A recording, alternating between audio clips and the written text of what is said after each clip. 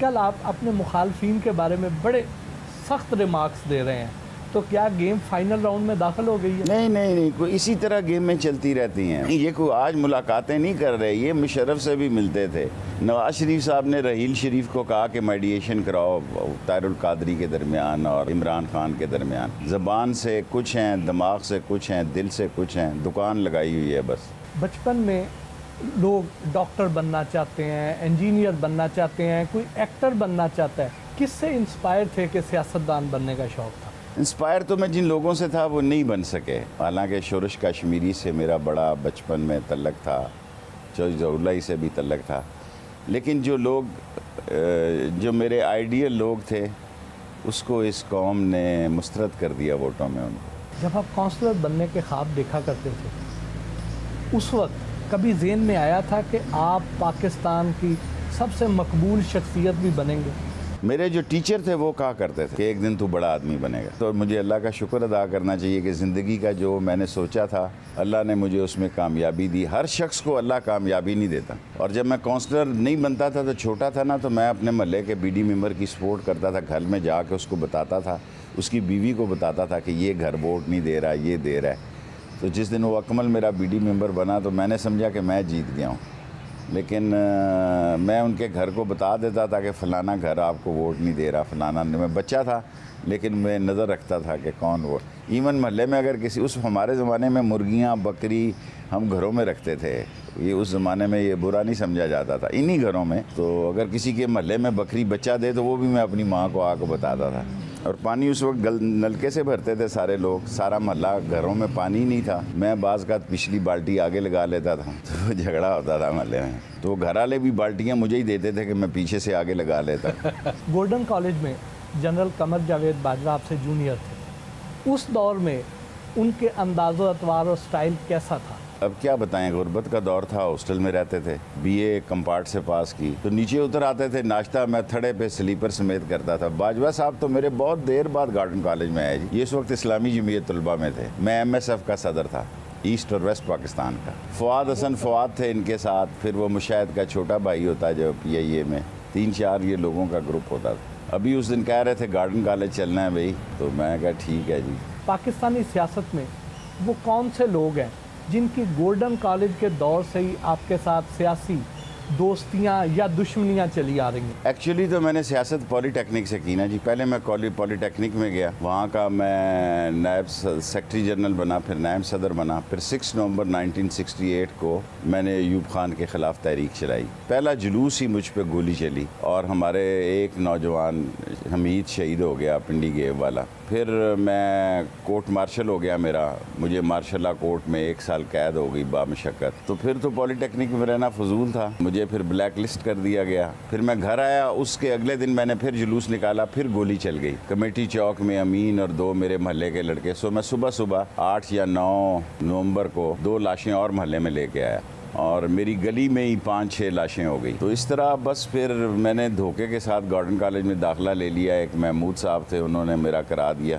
پھر کورٹ نے میرا داخلہ بحال رکھا. تو پھر میں نے گارڈن کالج سے گریجویشن کی. ماسٹر کی میں نے پریپریشن شاہپور جیل سے کی. 7 سال قید ہو گیا تھا، نہیں بہاولپور جیل سے کی. تو پھر میں نے ماسٹر بھی کیا. پھر میں نے لاہور سے LLB کیا. تعلیم میں نے پاکستانی ریکارڈ کے لیے ٹھیک کر لی. باہر میں نے دنیا کی ساری یونیورسٹیاں دیکھی، کولمبیا، ہارورڈ، ایسیکس. لیکن اس وقت میں نیو یارک میں قالینوں کی پھیری لگاتا تھا، قالین بیچتا تھا. تو پھر میں پڑھ نہیں سکا. شیخ صاحب کہتے ہیں کہ آپ یہ جو سیاسی پیشین گوئیاں کرتے ہیں، آپ کے پاس کوئی سیاسی موقع ہے؟ میں خود بھی بعض کا سوچتا ہوں کہ شاید میری ماں کی دعا ہے. موکل شکل کا تو مجھے علم نہیں، کیونکہ یہ جو زلزلے کی میں نے پیشن گوئی کی کہ زلزلہ آ رہا ہے اور ادھر مارگلا کی طرف سے آ رہا ہے اور اسی مہینے آ رہا ہے، یہ اتنی بڑی پیشن گوئی تھی کہ دنیا میں کوئی اور شخص کرتا. اور بڑا خوفناک زلزلہ آیا. مشرف نے مجھے پوچھا یہ کیوں؟ میں نے کہا جی مجھے ایسا میرے اندر کوئی ایسی چیز آ جاتی ہے کہ میرا منہ رکتا نہیں. اور میں نے روکا اسے کہ یار یہ بہت بڑی بات کہہ رہا ہوں کہ زلزلہ آنے والا ہے اسی رمضان کے مہینے میں. لیکن وہ میرے منہ سے نکل گیا اور پھر زلزلہ اسی رمضان کے مہینے میں آ گیا. اس دن کے بعد میرے علاقے جو ہے نا جی، ایک حلقہ میرا مجھے مرشد پاک کہتا ہے، دوسرا پنڈی بوائے کہتا ہے، مشرف کہتا تھا 6 میں سے اس کے 3 فائر ٹھیک لگ جاتے ہیں. لوگ آپ کی پیشین گوئیاں جتنی مزے لے کر سنتے ہیں ان میں سے جب کوئی غلط ہو جاتی ہے؟ میں کوئی پامس تو نہیں ہوں لیکن لوگ اس کو سیریس لے لیتے ہیں وچ از رانگ. اس کو تجزیے میں لینا چاہیے. کوئی پیر فقیر کا کہنا نہیں ہے, وہ ایک گناہگار انسان کی سوچ ہے. کیا انہی پیشین گوئیوں کی وجہ سے آپ اپنے آپ کو ٹی وی کی سب سے بڑی پارٹی سمجھتے ہیں؟ فیصل آباد میں پریس کانفرنس کی ہے, 12 کروڑ پہ گئی ہے. 14 کروڑ 12 کروڑ آج کل تو ڈیٹا ایک دم نکل آتا ہے, لیکن کوئی 4-5 کروڑ سے کم نہیں ہوتا میرا پروگرام. تو پھر سب سے پارٹی تو میں ہی ہوں بڑی. ان کے تو لاکھ کو ٹچ نہیں کرتے. ابھی نواز شریف صاحب نے پریس کانفرنس کی ہے, خطاب کیا ہے, 68 لاکھ کل ریٹنگ ہے ان کی.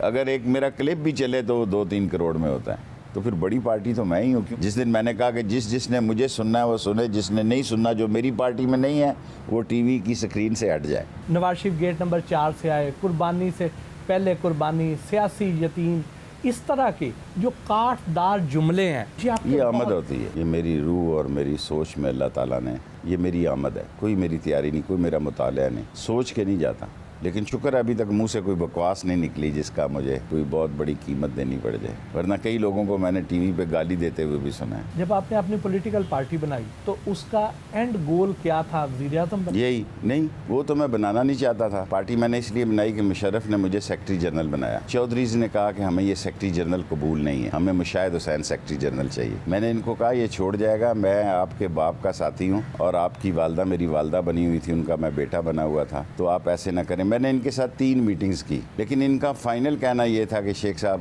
ہم آپ کے ساتھ بطور جنرل سیکرٹری نہیں چل سکتے. پھر میں نے چودھریوں کو کہا میں پارٹی بناؤں گا, ہوگی 1 سیٹ کی, لیکن پاکستان کی سب سے اہم پارٹی ہوگی, کیونکہ میں نے تو پرائم منسٹر بننا نہیں. کیا وجہ تھی؟ کیا وہ آپ کی حق گوئی سے ڈرتے تھے؟ ان کے لیے میں قتل کے مقدمے میں آیا. میں نے کوئی قتل نہیں کیا تھا. کم چودھری ظہور اللہ کی وجہ سے میں کڑیاں والا 302 میں اتنا عرصہ گلتا رہا, سڑتا رہا. یہ میرا بلہ ہے جی, جب میں آتا ہوں تو آتا ہے. اچھا, آپ کو تو ویسے بھی جانوروں کا بہت شوق ہے, آپ نے تو بہت سے پالتو جانور رکھے ہیں. بہت سارے جانوروں سے مجھے محبت ہے. میں شکار کا گوشت بھی نہیں کھاتا. ویسے تو حلال ہے, لیکن میں نے آج تک شکار کا گوشت نہیں کھایا. میں ظلم سمجھتا ہوں. گجرانوالہ میں لوگوں کی لائن لگی ہوتی ہے اتنا سا چڑا کھانے کے لیے. دھمبا کھاؤ جو کھانا ہے. تو میری طرح ان کا پیٹ ہے گجرانوالے میں, اور چڑے اتنے کھاتے ہیں ذرا سے. آپ اپنی والدہ کے بہت قریب, بہت ان کی کون سی یادیں ہیں جو ساری ایک پل کی. باپ کے ساتھ تو مجھے کوئی اٹیچمنٹ نہیں تھی, صرف اور صرف ماں. باپ کو میں نے لفٹ ہی نہیں کرائی اس کی زندگی میں. پیسے بھی میں ماں سے لیتا تھا. ہم 11-12 بھائی تھے. اس کو یہ خوف تھا یہ رات کو کسی بچے کا گلا نہ دبا دے. میں ماں کے ساتھ کسی کو دیکھ نہیں سکتا تھا. اس کے ساتھ چائے بنانے اٹھتا تھا پورا. صبح ہماری کشمیری چائے پھینٹتی ہے وہ میں پھینٹتا تھا. مجھے بہتر کپڑے لے کے دیتی تھی اسکول جانے کے لیے. اگر اور بچوں کو پیسے دینے کے لیے نہیں ہیں تو دوپٹہ سا کھول کے مجھے 4 آنے یا 8 آنے دے ہی دیتی تھی. آپ اپنے بہن بھائیوں سے اکثر خائف رہتے ہیں. نہیں, وہ مجھ سے خائف رہتے ہیں. میں کیوں خائف رہوں؟ Why should I. میں ایک بہن سے تعلق رکھتا ہوں, ایک راشد شفیق جو MNA ہے اس کے والد سے. باقی کسی نے کام کہنا ہو تو ان کو کہتے ہیں.